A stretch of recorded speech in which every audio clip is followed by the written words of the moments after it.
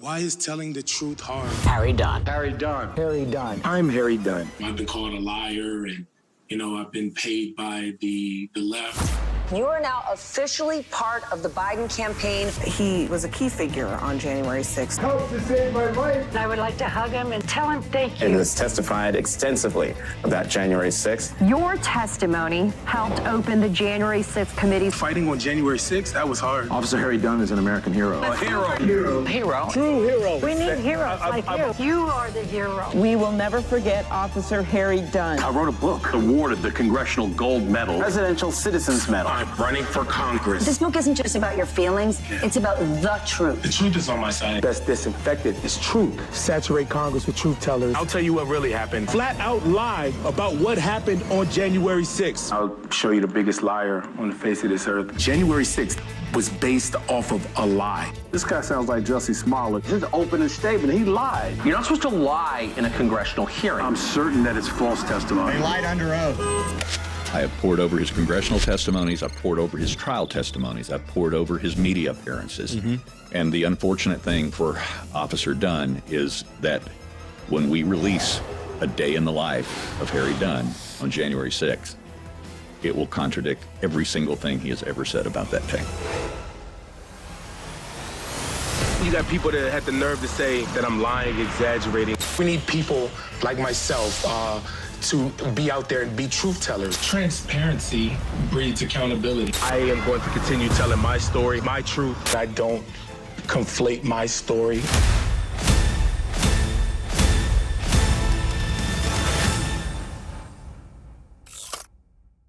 Officer Harry Dunn, who was there and knows well what happened on January 6th. Thanks so much for making the time, and thanks for your service, sir. Really appreciate it. Thanks, Alex. With all the work I've done investigating the lies and actions of Harry Dunn over the last year and a half, literally hundreds of hours, there is no other conclusion that can be made. Dunn is either a pathological liar or he has been conscripted by the left-wing establishment in D.C. to support their narrative. And it's also our duty to establish and preserve the narrative of that day. Harry began the day with the narrative that at 7 o'clock in the morning, he arrived in the large Capitol auditorium for his morning roll call briefing. We have presented video evidence. That never took place. Fast forward all the way to the dramatic events of Harry Dunn's interaction with the 4 Oath Keepers just outside of the main rotunda. We have documents, we have trial testimony, we have contradictory trial testimony between himself and Special Agent David Lazarus that shows us the event as described and testified to under oath in the trial just didn't happen in the manner that Harry told us. The fact is, after a review of a day in the life of Harry Dunn on January 6th, very little that he said that day about himself actually ever happened. Why is Harry Dunn different than, quote, your average cop? Because he's among those advocating for the truth that day, right? The meeting that never happened, not on post, acted like a doormat. Races to the top. The Oath Keepers, Frank. This thing's called Harry-isms. He arrived at the top of the stairs about 2:44. The Oath Keeper encounter lasted about 5 or 6 minutes. For the rest of that time, he stayed somewhere down just off camera. He stays in that stairwell until about 3:05.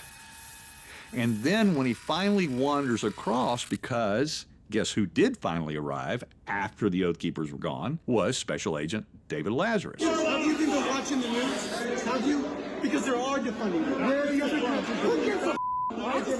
So at roughly 3:05 p.m., you can see Harry Dunn and Special Agent Lazarus move across the small rotunda area, and they're going across into what were then the Speaker's office, Nancy Pelosi's offices.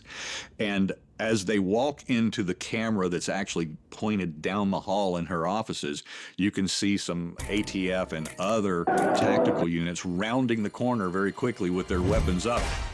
And both Harry Dunn and David Lazarus are caught in a hands-up, don't shoot moment. Capitol Police Officer Harry Dunn ran into the mayhem, moving from one battle to another. Dunn basically spent the entire day doing everything he could to avoid being in the presence of protesters. He also never assisted any of these other officers, even though he was a guy that carried a long rifle, that when these other tactical units came through with weapons up, and they came through Statuary Hall, and they were cleaning out the building now, and they were driving the protesters out of the building. At this point, he never assisted that. In fact, he waited until after the ATF tactical units had come through and cleared that small rotunda area before he finally ventured out. I went into Pelosi's office to make sure nobody was there. It was empty and it was ransacked. By now, we were already 3 or 4 hours into the fight. I was exhausted. Most of the rioters were gone, but a few were left. I saw a couple officers and I said, let's get the rest of these motherfuckers out of here. He stays in Pelosi's office hallway there for quite some time, and he's kind of wandering in and out of some of the offices. And he describes this a little bit in his book. And in fact, in the book, he actually says that he said, I had pepper spray all over me. So I went into Pelosi's office to make sure that nobody was there. And he said, while I was there, I also saw a large box of KN95 masks, because this was during the COVID days. And he said, so I used one to replace the cloth mask that I had over my own face, because it was soaked with pepper spray and useless by now. Now, I don't know about you, but if your cloth mask is soaked in pepper spray, you're probably not wearing it.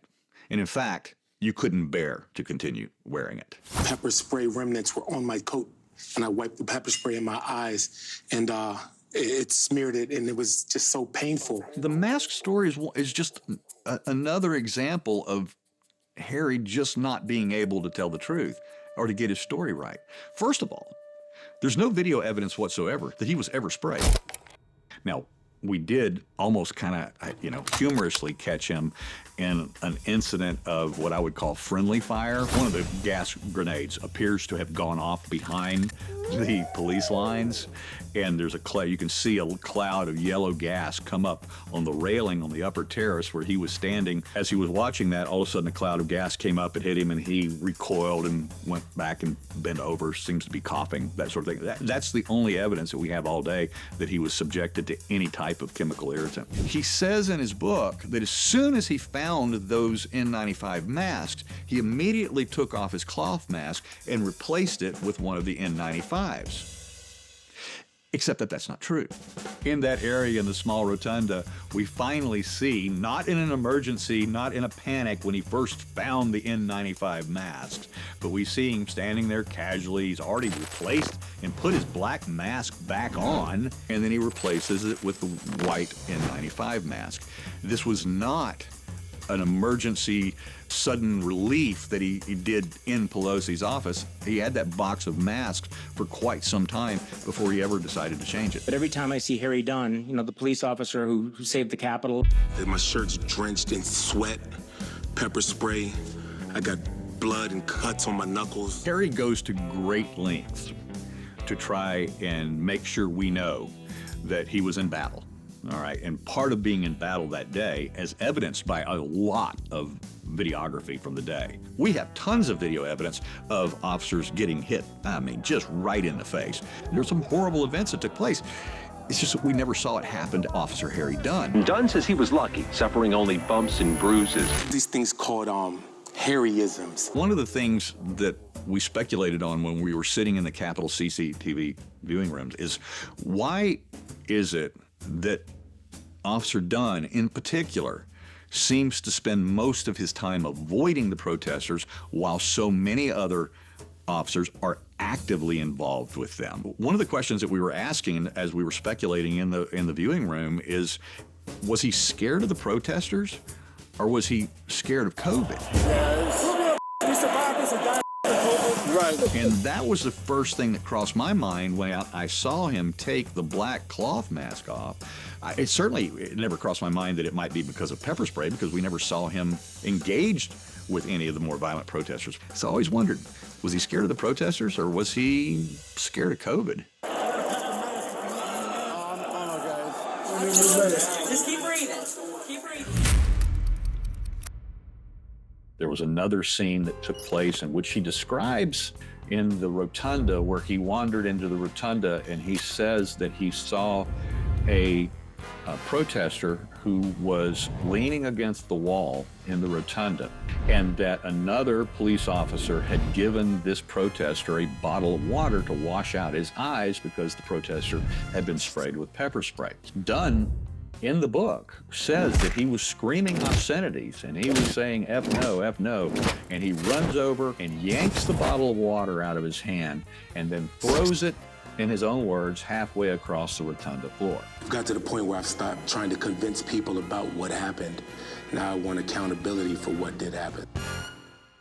We have seen the video, actually. In this particular scene, Harry can be seen entering the rotunda, walk the full length of the floor. He's animated. He's clearly shouting something. He walks over to this lady sitting on a bench. She's wearing red, and he walks over there in a very highly agitated state, and he's screaming at her. And she's doing nothing. She's sitting on a bench. She's obviously, for whatever reason, the Capitol Police already had her under control. And then immediately an officer has to come over and intervene and actually takes the lady away from Officer Dunn. Then Dunn walks over to the middle of the rotunda floor where a protester is sitting in the middle. He's not leaning against the wall. He's sitting on the floor. He has 4 or 5 other police officers around him. Whatever he was engaged in previously, he's clearly under control. He does have a full bottle of water in his hand, and inexplicably, Dunn reaches down and violently snatches the bottle of water out of his hands, but he doesn't throw it across the floor. He just then ambles across to the other end of the rotunda and walks over and places the bottle on the pedestal of a statue there in the rotunda. And then a higher ranking officer can be seen talking to another member of what they call the M4 unit, points at Dunn, and basically you can see from his hand motion says, "Get him out of here." And that officer immediately goes over to Dunn and immediately waves him, grabs him, and carries him, gets him out of there. They clearly wanted him out of the room because he entered that room screaming profanities by his own admission in his own book.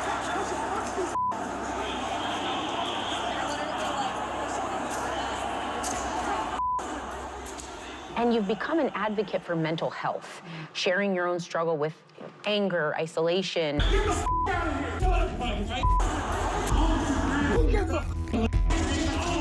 As we revealed in a previous video, we did a whole expose on his anger issues. This includes going all the way back to when he was in middle school, receiving counseling and therapy from his parents, and then through high school and through his marriage, and then...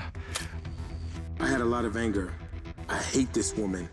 She's got me looking like a f***ing failure. There was a previous investigative report, internal affairs, or OPR as they call it now. It was a domestic violence issue called into Montgomery County Police and where Harry lives. For a violent domestic assault involving then Officer Harry Dunn. Harry Dunn was involved in an off-duty altercation with his wife. The report was simply this, is that there was mutual engagement between he and his wife at the time. Concluded that Dunn handled his weapon in a careless or imprudent manner during the incident. There was an investigation into his behavior. He was, as is the case usually with cops investigating their own, he was cleared. Dunn's long history of anger issues carried over to his actions on January 6th. And I'm now receiving private counseling therapy for the persistent emotional trauma of that day. Just during this interview, I'm getting angry now.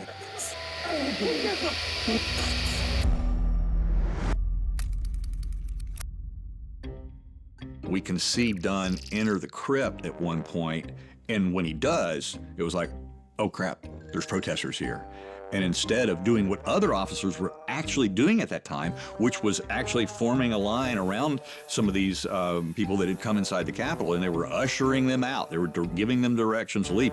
Instead of him participating in that activity, he actually ducks in between 2 statues where he hides for a couple of minutes. And then he stays there until another officer comes out and taps him and pulls him out and says, you know, come with us. Then at 3:37 p.m., here he is. He's laughing with another United States Capitol Police officer, which is kind of strange, considering that Dunn wrote in his book that he was yelling at FBI agents because they were kind of lighthearted and joking when they arrived. He said, "What the f is funny?" And he screamed, "What the f are you laughing at? Where the f were you? We didn't have no f***ing help, y'all." You know, this particular incident where he claims to have lost it at FBI agents, this is just another incident we couldn't find on Capitol CCTV video, and it happened in an area with very clear camera coverage.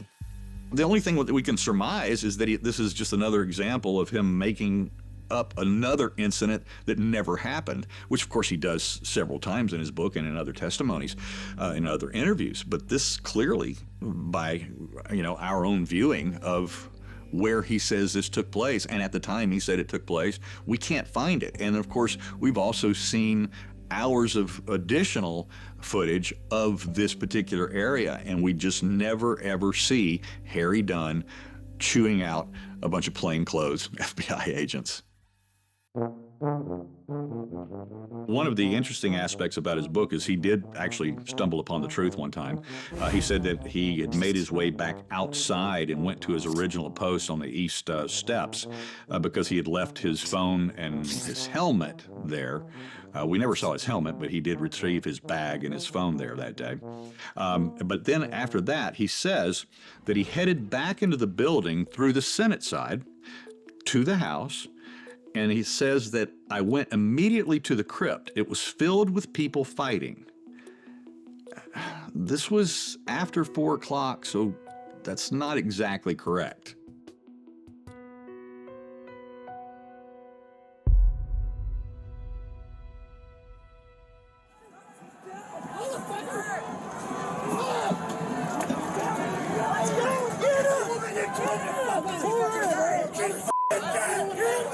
It's disturbing just released footage of a woman being trampled to death during the invasion of the Capitol.